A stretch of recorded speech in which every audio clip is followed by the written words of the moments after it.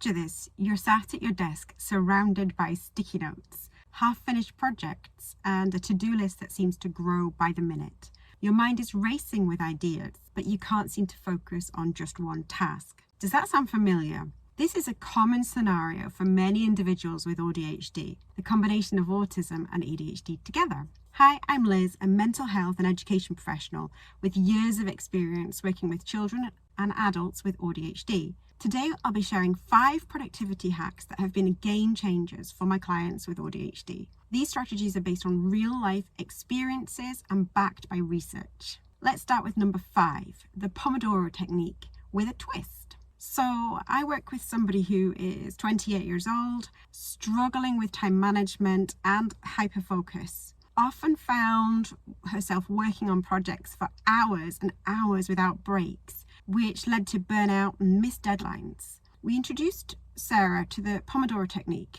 but with a neurodivergent friendly twist. Instead of the traditional 25-minute work sessions, we experimented with different time intervals until she found a spot that suited her. 40-minute focus periods suited her, followed by 10-minute breaks. The outcome was remarkable. Sarah's productivity increased and she felt more in control of her workday. She was able to complete projects on time without experiencing burnout. This technique works well for many people with AuDHD because it provides structure while allowing for flexibility as well. The key is finding the right time intervals that work for your unique brain. Don't give up if it doesn't fit into the 25-minute schedule for normal Pomodoro technique. Number 4 is body doubling.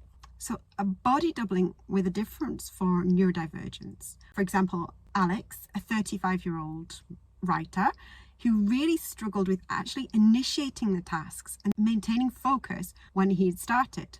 The lack of external accountability was challenging and he often didn't meet deadlines. I introduced Alex to the concept of body doubling, which is working alongside somebody else, whether or not that's in person or virtually. Alex started joining online co-working sessions with other writers. You can do this via FocusMate for free. Alex's productivity soared and the anxiety around starting tasks diminished because he had a deadline, a starting time, and a finish time. It really helped him reduce anxiety and stay on track. Body doubling is really effective for many people with AuDHD because it taps into our social nature and it provides gentle accountability without the pressure of direct supervision. At number 3, we have the sensory-friendly workplace. So Maya, an accountant, she found it difficult to concentrate in the open plan office. Often people do. The noise, the fluorescent lights, the constant noise or constant conversation with colleagues was really distracting to her. I worked with Maya to create a sensory-friendly workspace. This included noise-cancelling headphones, a desk lamp with a soft glow to replace the harsh overhead lighting. A small privacy screen helped to stop distractions. The impact was significant and Maya's focus dramatically improved. Her stress levels decreased. She was able to complete tasks more effectively, efficiently, and felt more comfortable in that work environment. Creating a sensory-friendly workspace is crucial for many with AuDHD. It helps to manage sensory sensitivities.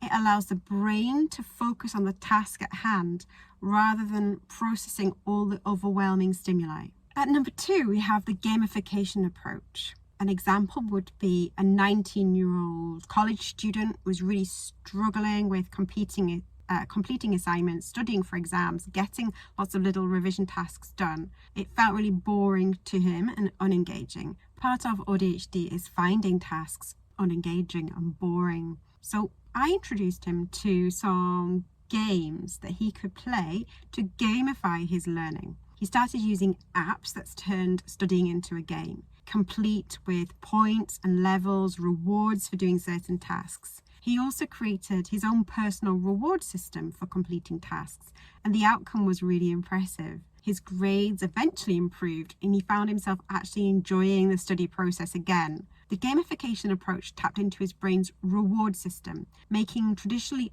uninteresting tasks more engaging for him. Gamification can be highly effective for those with AuDHD because it provides immediate rewards and feedback, which our brains crave. Finally, at number 1, we have the visual task management system. So working with a project manager who was used to managing projects but felt that totally overwhelming. Traditional project management wasn't working for her, and having to-do lists also just made her feel stressed.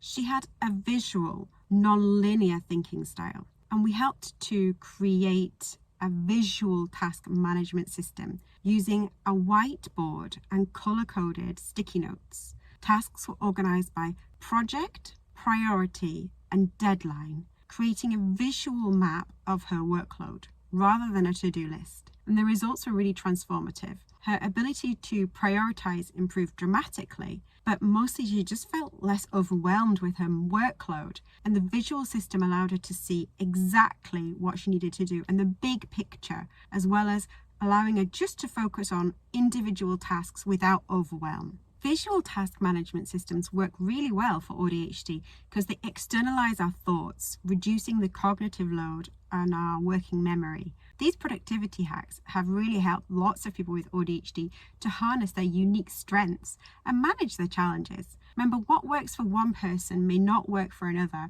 and it's necessary to keep trying. If you find the video helpful, please remember to subscribe to support this small channel.